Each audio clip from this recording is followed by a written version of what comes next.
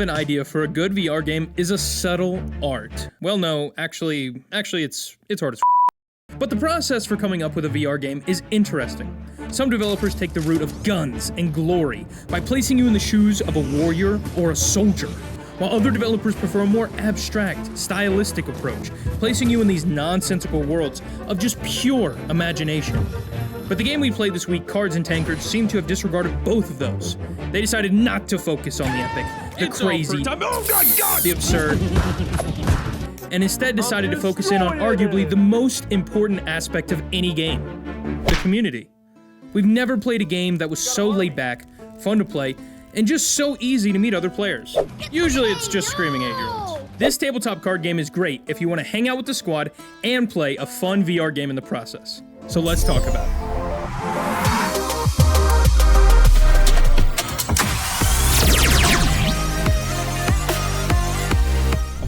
What's up, squad? This week we're giving a SQAWD score to a game called Cards and Tankards, a VR tabletop card game where you're free to strategize, collect, and build your own decks virtually in an atmosphere that feels like your local game store. It was a really laid back and honestly just relaxing game. Let's go. Hopefully I get some crazy good cards. Oh my gosh, I got Faithful Steed! Except for Jason, since he doesn't know all too much about card games. So I have 3 hearts, which means I can move this guy up. First impression wise, this game starts off kinda slow, since there is a bit of a learning curve for players like Jason. Okay, I see now. You have to start off with a 15-minute tutorial that catches you up to speed on how to play the game. In short, this game has a mix of mana generation and deck manipulation similar to Hearthstone, while sharing combat mechanics like summoning sickness and tapping your creatures for abilities that reminded me a lot of Magic the Gathering. If you're familiar with those two games, you'll pick this one up pretty quickly. From there, you are given a starter deck and then released into the massive, daunting sea that is Cards and Tankards community. And it is amazing. The community is so chill and easygoing, we literally had no trouble asking other players questions about strategy, building decks, watching other games, or just messing around. Cheers. It was really nice. It really just gave me that same vibe of going to my local card shop. And from there, the cycle began. Spending evening after evening either playing against my big bro, 1v1ing against people I'd met, I ran out of money, or just testing out different strategies against my sparring buddy, Clifford. And while it was all fun, I actually began to learn and take some quick notes about strategy within this game. I want to keep this in my hand. So if you're a beginner and you are curious about the pros and cons of each deck, here's the notes I have to share. The first thing to know is that there are 4 different factions that you can choose: the Dungeon Master, Monster Rights Association, the Plundering Guild, and the Augur Order, all of which can be built and customized in different ways. I had the most experience with Monster Rights Association, Dungeon Master, and Plundering Guild. Sadly though, I wasn't able to spend much time with the Augur Order. That said, the first deck I want to talk about is the Dungeon Master deck. The Dungeon Master deck is built around having a legendary creature that sits on the board from the beginning of the game. The legendary Dungeon Master has the Mastery keyword, which allows you to deal more damage with your spells based on how many cards are in your discard pile. The advantage of this deck is it allows you to play a hyper-aggressive burn style of gameplay. You're constantly putting pressure on your opponent's life total through endless spellcasting, and you're able to block their big threats with a wave of small creatures. As always though, the disadvantage of this deck is that I would constantly find myself running out of resources and hoping to top deck the answer. Next up is the Monsters Rights Association deck. This deck was all about placing your monsters in a special zone. This zone grants you 1 extra mana to either push out your small creatures sooner or allow you to hold out and release a massive creature or spell later in the game. The advantage of this deck is that it allows you to play an aggro deck, where you are spamming low-cost creatures that collectively do lots of damage.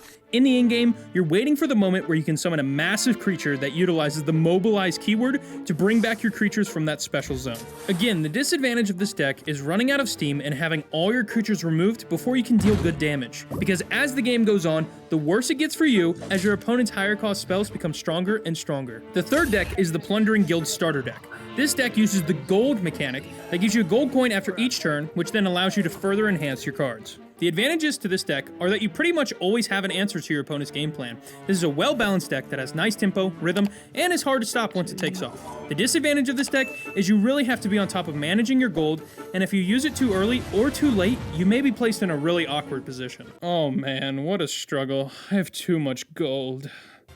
I recommend building a mid-range deck, where you always are attacking with your creatures, but you also have tons of answers in hand to control the board and gain tons of gold to dominate your opponents. Those are my notes. Once again, I apologize that I didn't have much to report for the Augur Order deck, but if you're curious, I would recommend checking out the Cards and Tankards Discord. The community is very active, welcoming, and always willing to help. We'll place the link within the description below.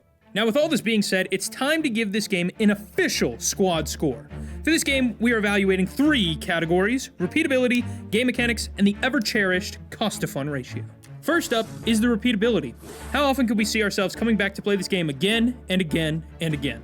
While this game does not include epic adventures or crazy worlds, the charm of this game's laid-back style and warm community make it an easy choice to spend endless hours in.